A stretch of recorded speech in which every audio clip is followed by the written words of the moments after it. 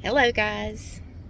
I have not been doing very well at keeping you updated on our trip because it is so hot in Florida.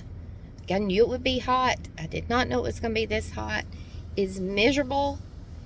If we are not on the boat in the water or in the car with the AC running, we're dying. I mean, you can't handle it. So I don't know how people who don't have a choice, because I know there are people down here, they're living in their cars by choice.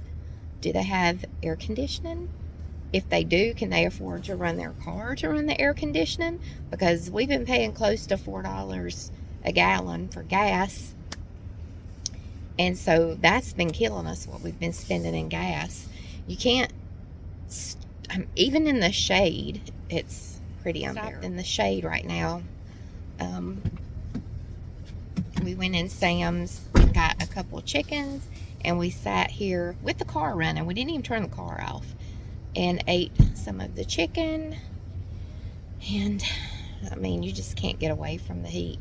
So pray for those people who have no choice but to do this, because before we came, I thought, oh, this is gonna be so fun, and it's not fun. It's getting to me, and this is by choice. So I'll keep saying that.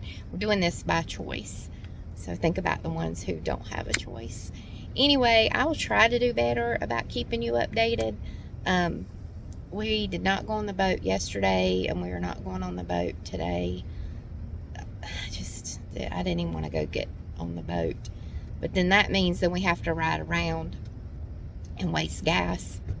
So that's not good. It was either last night or the night before that it was extremely hot in the car, and we had to start it a couple times. We just wouldn't have made it. I've not really done anything back there. I don't feel like it. It's just too hot.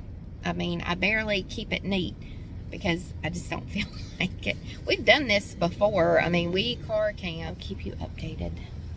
We'll try to do better. Thanks for watching. Bye.